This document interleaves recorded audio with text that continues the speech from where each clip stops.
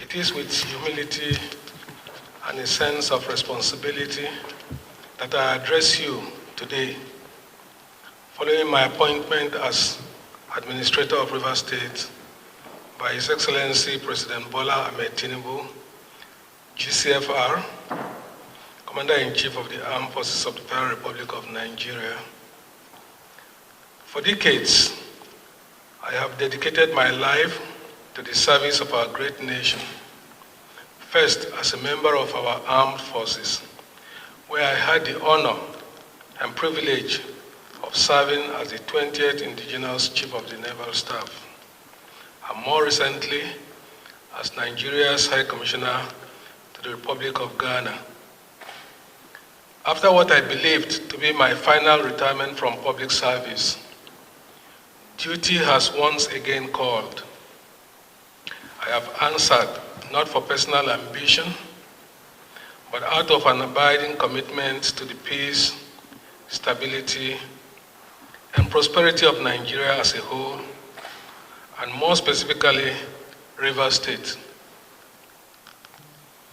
My appointment comes at a difficult and consequential moment in history. The political impasse of nearly 2 years in River State has paralyzed governance, desecrated democratic institutions, threatened security, and undermined the economic and social fabric of the state. It has deepened divisions among the people and cast a shadow of uncertainty over the future. These are realities we cannot afford to ignore. As a son of the Niger Delta, I am one of you, and I recognize the weight of this moment, the expectations of the people, and the challenges that lie ahead.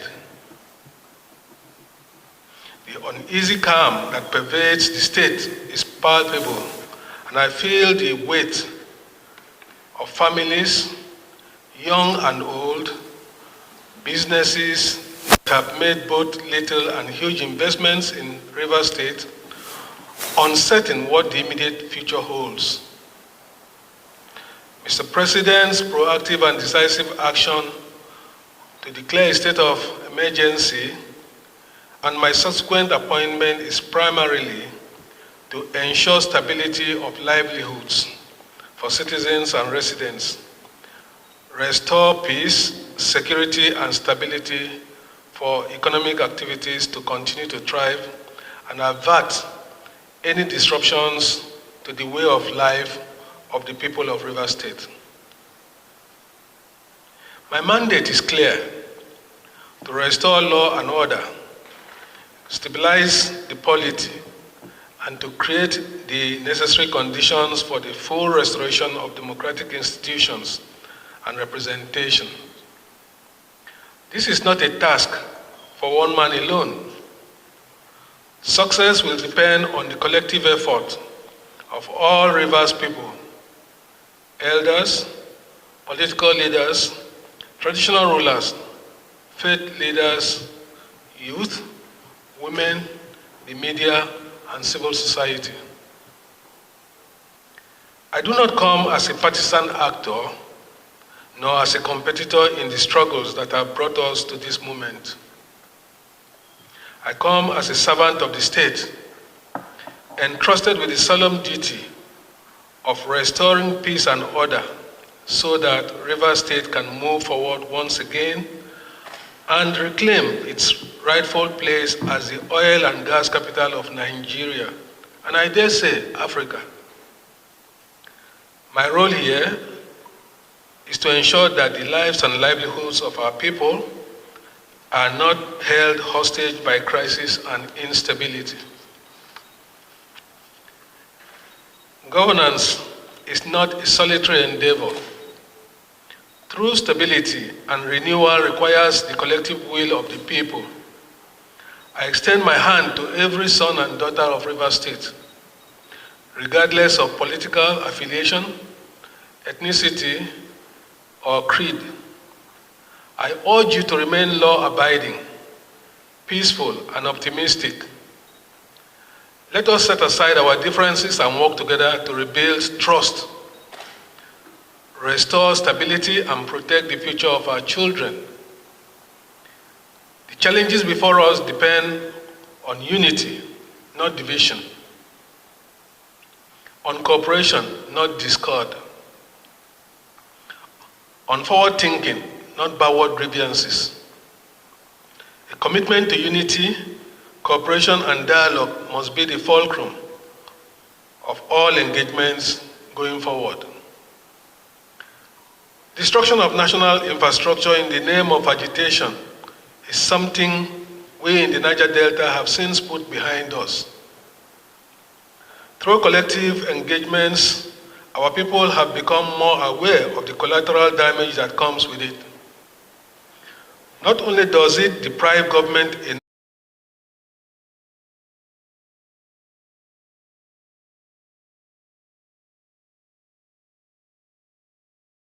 necessary critical infrastructure and services.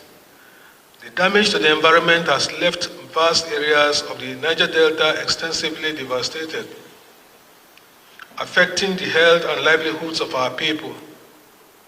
We must resist the temptation to return to those ugly days. Dialogue and honest engagement has proven time and time again as a veritable tool for resolving differences and conflicts of any kind. Let me be clear. Under my leadership, civil liberties and fundamental human rights will be respected and protected. The rule of law will remain sacrosanct.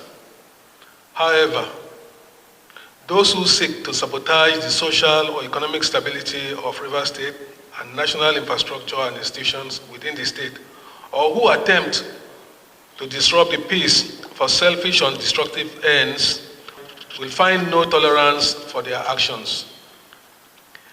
There will be no room for lawlessness, no space for violence, and no patience for actions that threaten our collective well-being. We will not act arbitrarily, but neither will we hesitate to enforce the law where necessary. Let no one be in doubt. We will uphold justice and fairness, but we will also ensure that civil order prevails. I have just concluded my inaugural State Security Council meeting and taken additional briefs from heads of security agencies in the state. I have noted the various reports, initiatives, and concerns, some of which I have given clear directives on specific actions. I have specifically charged them to remain neutral, respect the rights of citizens, and do all within their powers to maintain law and order, while collectively working to de-escalate tensions where they come in contact with such.